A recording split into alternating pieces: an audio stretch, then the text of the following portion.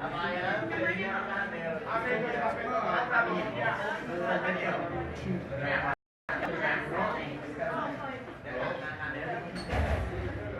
Aprendei, ó. Esse silêncio virar pra frente, prestar atenção aqui, sentar cada um nos seus lugares, para que juntos possamos fazer a prova e do trabalho.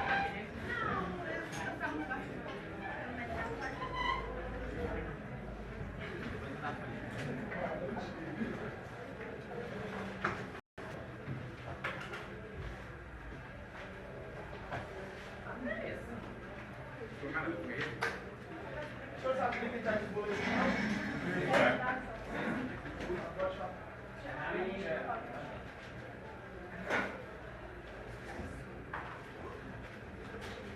Questão número 1. Leia atentamente os fragmentos abaixo. Os 4 fragmentos de texto acima são, respectivamente, atribuídos aos seguintes pensadores. Quais são eles?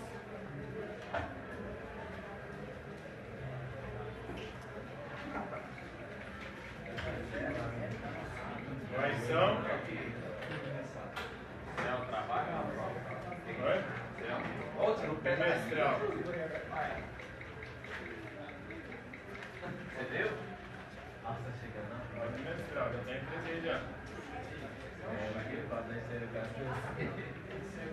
Chega não, Vamos lá.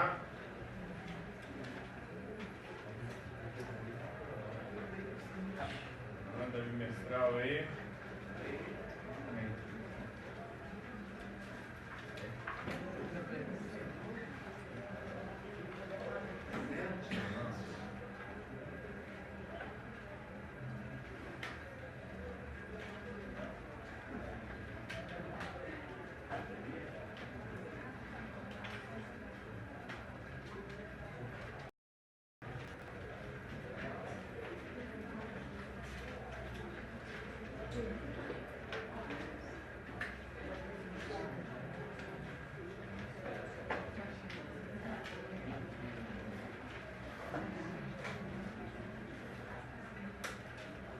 Dá com a prova aí.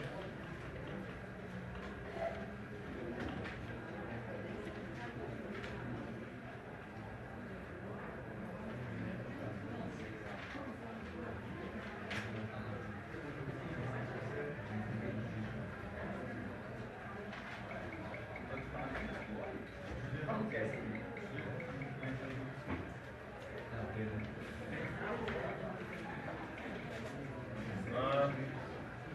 Estou aguardando.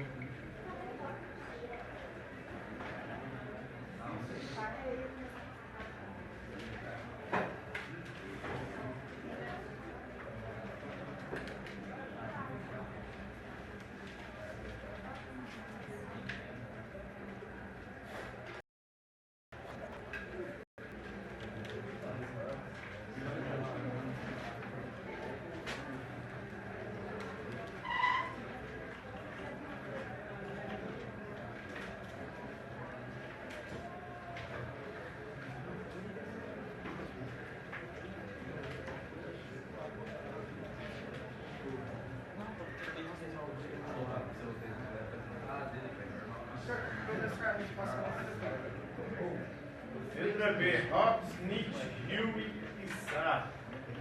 Em especial por conta do conceito de má-fé do Sartre aí. Para ele, a má-fé é evidentemente uma mentira. O que é a má-fé em Sartre? É quando você não assume a responsabilidade pelas suas próprias escolhas. Você joga a culpa pelas suas escolhas nos outros. Então, o sujeito vai e diz: eu sou assim porque meus pais me criaram assim. Eu não gosto de estudar porque meus professores são muito chatos. Eu não passei no vestibular porque a escola era ruim. Então, as pessoas vão sempre jogando a culpa em outro, não assumindo a responsabilidade das suas próprias escolhas, mentindo para si mesmo e para os outros, que dissimula a total liberdade do compromisso. Então nós somos livres, estamos condenados a ser livres segundo Sartre. A única coisa que não tem como a gente fugir é da liberdade, porque escolhendo não escolher, a gente está escolhendo. E cada escolha representa um compromisso, uma responsabilidade. Nós temos que responder pelas nossas escolhas, pelas nossas ações, pelos nossos atos. No mesmo plano, direi que há também má fé quando eu escolho declarar que certos valores existem antes de mim. Sim, existem valores que sustentam a sociedade no momento em que a gente nasce. Já são anteriores a nós. Mas cabe a nós escolhermos endossar ou não esses valores, segundo o Sartre. Questão número 2. Na obra Existencialismo e Humanismo, Jean-Paul Sartre tenta o quê?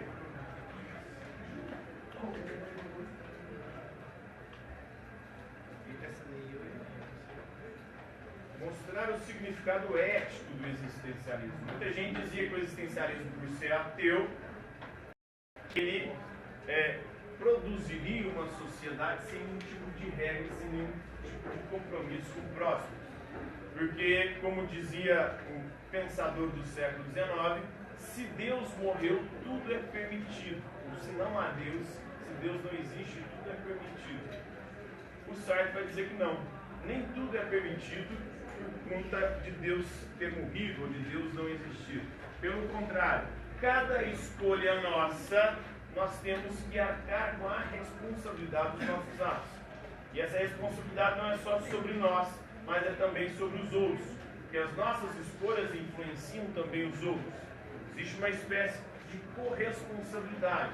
Então, além de assumir a responsabilidade pelos meus atos, eu tenho que assumir a responsabilidade sobre o que os meus atos podem provocar em terceiros. É uma história que ilustra muito bem esse pensamento de Sartre. O menino chegou na escola griladinho. Entrou chutando a porta, empurrando as carteiras, xingando. E aí um colega foi e começou a zoar ele. Tá nervosinho, gente. E aí, como ele já estava puto, ele já meteu um soco no moleque, o moleque já meteu outro soco nele, eles começaram a brigar. A sala inteira começou a gritar: briga, briga, briga. E aí, isso fez com que a direção da escola fosse acionada. Ela veio até a sala, tirou os 2 alunos que foram para a direção, e aí foram suspensos, ligaram para os pais deles, e um pai de um dos meninos tinha trabalhado a noite inteira porque ele era enfermeiro. E aí nem tinha dormido, teve que ir lá na escola sem dormir. Ele teria o tempo para dormir ali na manhã, porque depois à tarde ele teria que trabalhar novamente. Então, o pai dele sem dormir teve que ir lá e já foi para a escola. A mãe do outro tinha feito uma cirurgia e estava de cadeira de roda e foi chamada para a escola porque tinha que ir lá assinar a suspensão. A professora que estava na sala de aula, por não ter contido a confusão, foi também chamada na direção e foi advertida. A sala inteira, por ter feito o fuzuê todo, tomou ocorrência. E tinha alguns alunos que não tinham se envolvido, não tinham participado da rinha ou da confusão, ou não tinham gritado briga, briga, briga. E aí, tudo isso fez com que a sala inteira tomasse ocorrência, mas alguns alunos não estavam envolvidos. Na hora da saída, as outras salas ficaram zoando a sala que todo mundo tomou ocorrência. Teve alguns alunos que se sentiram muito injustiçados, porque não tinham sido envolvidos. O pai do menino que chegou lá sem dormir, chegou puto, já chegou batendo no filho, dando as porradas dele. E aí ficou sabendo de toda a história, acabou atrasando, porque teria que buscar outro irmão numa outra escola. Aí ele bateu mais ainda no filho. A mãe, na hora que chegou lá de cadeira de roda na escola, ficou sabendo o que tinha acontecido. Ela desmaiou, tiveram que chamar a ambulância para ela. A professora estava muito nervosa, porque tinha sido advertida. Foi sair de carro, na hora que ela estava saindo de carro, ela foi bater o carro. Mas é certo de roda, não? Não, a mãe do menino estava na cadeira de roda, a professora não. E aí, chegou a noite, o pai do menino foi conversar com ele na hora do jantar. E disse: você fez aquele escarcéu todo da escola só porque ontem você tinha pedido para mim um videogame de aniversário e eu falei para você que não teria condições de comprar para você nesse seu aniversário porque a gente está apertado de dinheiro. E o filho falou que era justamente por causa disso. Aí o telefone toca, o pai vai lá atender, é a irmã do pai do menino, que estava na briga. Ela falou que estava no hospital, no pronto-socorro, porque ela tinha batido o carro. E tinha batido justamente na porta traseira onde estava a filha dela, que quebrou a perna e estava lá. Então olha só como é que uma escolha ou uma ação teve repercussão sobre tantas vidas. Então a gente, querendo ou não, as nossas escolhas repercutem sobre a vida dos outros. Por isso a gente, ao fazer escolhas, tem responsabilidade não só sobre as nossas escolhas, mas de alguma maneira sobre todos aqueles que nós iremos afetar com as nossas escolhas. Isso era o que o Sartre queria dizer. Questão número 3. Quando dizemos que o homem se escolhe a si mesmo, queremos dizer que cada um de nós se escolhe a si próprio. Mas com isso queremos também dizer que ao escolher-se a si próprio, ele escolhe todos os homens. Então cada escolha que eu faço, de alguma maneira, terá repercussão sobre todos os outros. Quem já assistiu o filme Efeito Borboleta aí? Eu. O filme Efeito Borboleta mostra muito bem isso. Cada escolha que você faz tem repercussões que mudam toda a história. E aí ele volta tentando mudar algumas escolhas. Mas quando ele muda uma escolha, ele muda tudo. Por quê? Cada escolha gera uma cadeia de reações. E isso vai ter repercussão sobre a vida de inúmeras pessoas, tantas pessoas que a gente nem tem noção. Então, com efeito, não há de nossos atos um sequer que, ao criar o homem que desejamos ser, não crie também uma imagem do homem como julgamos que deve ser. Então, quando você faz uma escolha, você acha que aquilo é o bem para você e pensa, ao mesmo tempo, que seria o bom para todo mundo se todos se comportassem daquela maneira. Escolher isso ou aquilo é afirmar ao mesmo tempo o valor do que escolhemos, porque nunca podemos escolher o mal. Aqui ele vem de encontro ao que dizia o Sócrates. Sócrates dizia que ninguém faz o mal por maldade, as pessoas fazem o mal por ignorância. Fazem o mal porque acham que aquilo é o bem, porque se soubesse o que era o bem, não faria o mal. O que escolhemos é sempre o bem, ou aquilo que achamos que é o bem. E nada pode ser bom para nós, sem que o seja para todos. Se a existência, por outro lado, precede a essência, ou seja, são as nossas escolhas que definirão quem nós seremos, e se quisermos existir, ao mesmo tempo que construímos a nossa imagem, essa imagem é válida para todos e para a nossa época. Assim, a nossa responsabilidade é muito maior do que poderíamos supor, porque ela envolve toda a humanidade, segundo Sartre. Então, nossa responsabilidade não é só sobre as nossas escolhas, mas sobre as consequências dessas escolhas para toda a humanidade. Considerando o texto citado de pensamento sartriano, é incorreto, está errado afirmar. O Sartre diz que o valor máximo da existência humana é a liberdade, porque o homem é, antes de mais nada, o que é projetado ser, estando condenado a ser livre. Você é aquilo que você faz na sua vida. Ele dizia, você é aquilo que você faz com que os outros fizeram de você. Haverá influência dos outros sobre você, mas quem faz as escolhas e tem a palavra final é você. Totalmente posto sob o domínio do que ele é, ao homem é atribuída a total responsabilidade pela sua existência. Então você é o único e exclusivo responsável por você ser quem você é e ninguém mais. Se você se tornou um merda ou nada, a culpa é sua. Se você alcançou o sucesso ou teve êxito na vida, também a culpa, a responsabilidade é sua. O único responsável pela sua existência é você. O seu responsável por ser quem você é. E ninguém mais. Por mais que haja influências externas, a escolha final é sempre sua. E como você é responsável por você, você também é responsável pelos outros, porque as suas escolhas, as suas ações têm repercussão sobre a vida de terceiros. O existencialismo sartriano é uma moral da ação, da escolha, pois o homem se define pelos seus atos e atos por excelência livre. Ou seja, o homem não é nada além do conjunto dos seus atos e das suas escolhas.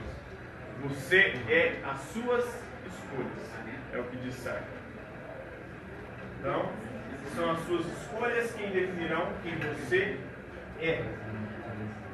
O homem é um projeto seguido subjetivamente, segundo Sartre, ou seja, é um sujeito que vive para si mesmo fazendo escolhas. Mas para ele não há uma natureza humana, há a condição humana. O homem, quando nasce, ele não é nada, então ele não tem natureza nenhuma. São as nossas escolhas quem definirão quem nós seremos. Então, ele não é previamente dada e pré-definida, e portanto no homem a essência precede a existência. Não, no homem a existência precede a essência. São as nossas escolhas quem definirão quem nós seremos. Daí, por não haver valores pré-estabelecidos, o homem deve inventá-los através de escolhas livres. E como escolher é afirmar o valor do que é escolhido, que é sempre o bem, é o homem que, através de suas escolhas livres, atribui sentido às suas existências. Então não há valores pré-estabelecidos. Os valores serão aqueles que você escolher, aqueles que você inventar através das suas escolhas. E isso é o que você acredita ser o bem para você e também para a humanidade. Questão número 4. Não que acreditemos que Deus exista. Pelo contrário, Sartre acreditava que Deus não existe. Pensamos antes que o problema não está aí da sua existência. Os cristãos podem apelidar-nos de desesperados. Então os cristãos chamavam os existencialistas de desesperados. Por quê? Porque não tinha esperança alguma de uma salvação ou algo além dessa vida. Uma retribuição pelas nossas ações. Essa afirmação revela o pensador Jean-Paul Sartre, desenvolvendo um argumento no qual chega à conclusão de que o existencialismo é um otimismo. Ele acredita que a humanidade, assumindo a responsabilidade pelas suas escolhas, há de construir um mundo melhor, um mundo mais justo, um mundo onde a gente vai escolher e optar por coisas que enalteçam o ser humano e não que o destruam. Então ele não era desesperado, ele tinha muita esperança na liberdade humana, o Sartre. Já os cristãos diziam o seguinte: são desesperados porque não há nenhuma retribuição, não há vida além da morte. Então por isso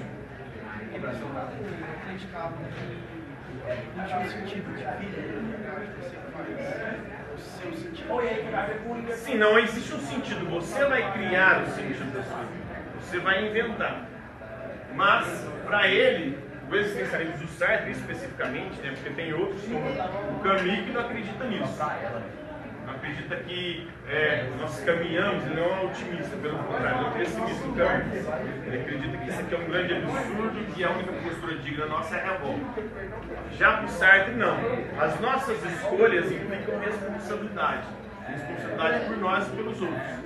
Então, assumindo essa responsabilidade, nós iríamos construir um mundo melhor.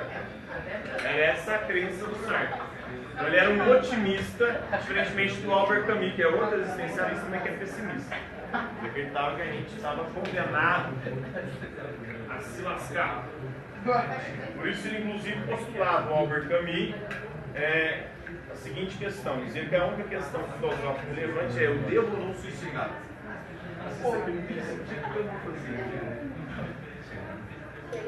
Jean-Paul Sartre.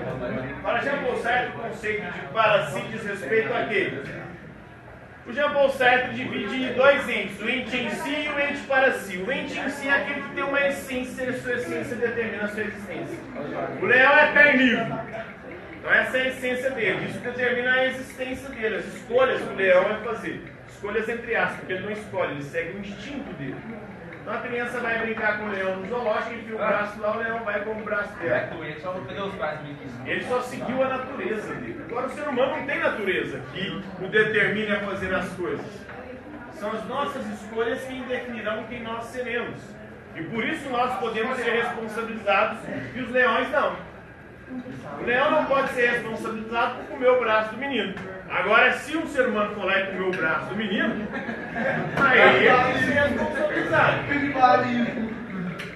Ele tem responsabilidade por essa escolha dele, porque ele escolheu isso.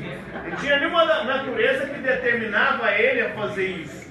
Se ele fez, foi porque ele quis, porque ele escolheu. Então ele vai ter que responder por aquela escolha dele.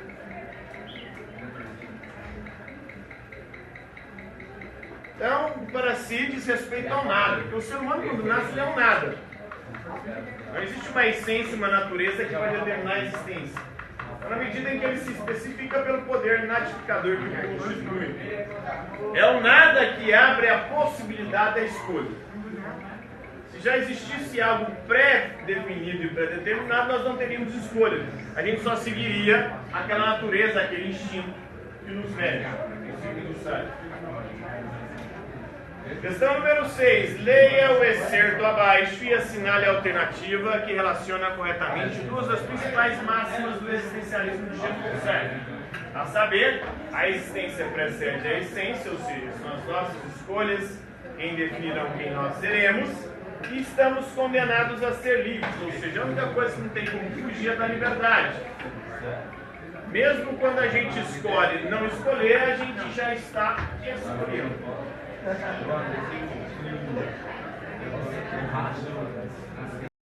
Você pode escolher entre a esquerda ou a direita ou ficar em cima do muro. Sempre há escolhas. Com efeito, se a existência precede a essência, nada poderá jamais ser explicado por referência a uma natureza humana, dada e definitiva. Então não há natureza humana, não há nenhuma essência que determine a nossa existência.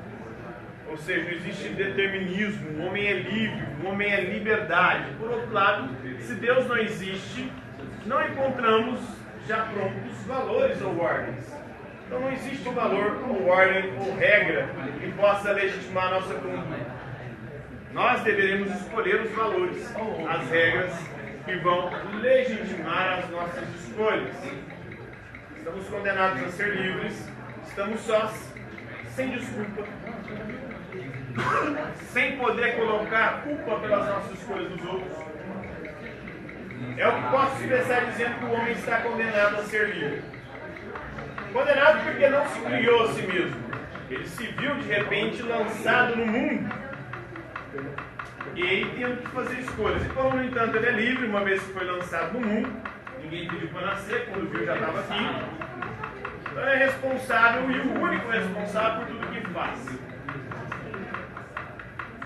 Então, para Sartre, a liberdade é a escolha incondicional, a qual o homem, como existência já lançada no mundo, está condenado. Não tem como fugir da liberdade, pela qual ele projeta o seu ser ou a sua essência. É a nossa liberdade, as nossas escolhas que vão determinar quem nós seremos. Sobre a interferência de Jean-Paul Sartre na filosofia do século XX, é correto afirmar que ele faz uma inversão na noção essencialista do Aristóteles. Para o Aristóteles, a nossa essência determina a nossa existência, as nossas escolhas. O ser humano tem uma essência, o ser humano é um animal emocional. Então ele tem que viver segundo a razão. Já para o Sartre, não. O ser humano é aquilo que ele escolheu ser.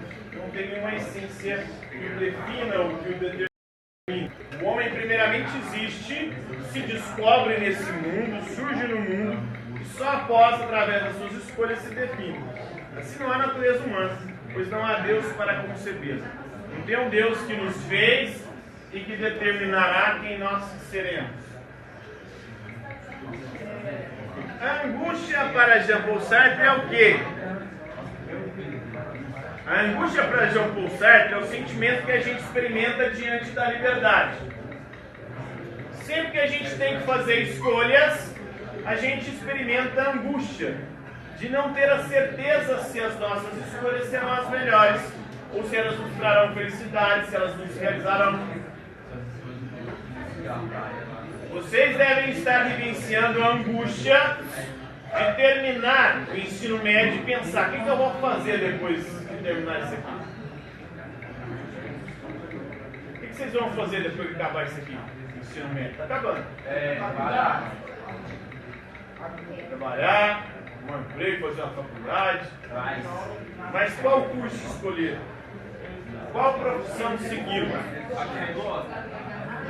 E se você descobrir que não gosta da que você achava que gostava? Você tem que se descobrir primeiro. Então, por isso que surge a angústia. A angústia nasce disso. Espera aí. E se eu fizer essa escolha e não for feliz com ela? Se eu escolher casar com tal pessoa, Mas se não for pensar se der certo, Se você gosta da escolha que você fez, sabe? se eu gosto, mais ou menos. Uma escolha que não me traz muito retorno financeiro, que me dá muita dor de cabeça, muito trabalho. Trabalho manhã, tarde e noite para ganhar uma miséria. É foda, intenso. É difícil. Então eu não sou plenamente feliz. Eu gosto do que faço, mas não gosto de fazer tanto o que eu faço. Se pudesse dar menos aula para ganhar o mesmo tanto, eu ficaria um pouco mais feliz. O problema está nisso. Então, tem essa angústia de não saber o que iremos escolher e se as nossas escolhas nos trarão realização ou infelicidade. A angústia nasce antes de qualquer escolha. Sempre que a gente tem que fazer escolhas decisivas. Questão número 9. O que significa aqui o dizer-se que a existência precede a essência? Significa que o homem primeiramente existe, se descobre, surge no mundo, e só depois com as suas escolhas se define. O homem, tal como concebe o existencialista, se não é definível, é porque primeiramente não é nada. Quando a gente nasce, nós não somos nada. Nós seremos aquilo que escolhermos ser. Só depois será alguma coisa e tal como a si próprio se fizer. O homem é não apenas como ele se concebe, mas como ele quer que seja. Como ele se concebe depois da existência. Como ele se deseja após este impulso para a existência. O homem não é mais que o que ele faz. Assim, o primeiro esforço do existencialismo é de pôr todo o homem no domínio do que ele é e de lhe atribuir a total responsabilidade da sua existência. Quando dizemos que o homem se escolhe a si, queremos dizer que cada um de nós se escolhe a si próprio. Mas com isso queremos dizer que, ao escolher-se a si próprio, a subjetividade, escolhe todos os homens na intersubjetividade. É essa parte que responderia a questão 10.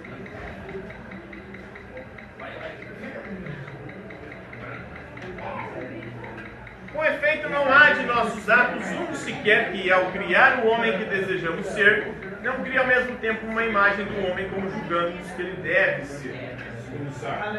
Considerando a concepção existencialista de Sartre, o texto acima, ensina a natureza humana de condição humana. Natureza humana é um conceito que acredita que o homem tem uma essência e que essa essência vai determinar a existência dele. Já a condição humana é o conceito de Sartre para identificar que no ser humano é a nossa existência, as nossas escolhas que determinarão a nossa essência, quem nós seremos. Então, subjetividade e intersubjetividade são conceitos com os quais Sartre conclui o seu existencialismo. Nesse contexto, tais conceitos revelam o quê? Subjetividade está relacionada ao sujeito que faz escolhas, e cada escolha do sujeito tem repercussão sobre outros sujeitos. E aí entra a intersubjetividade, a interação entre os sujeitos. Cada escolha minha tem repercussão sobre toda a humanidade. E é isso aí. Quantas horas, velho? Acabou?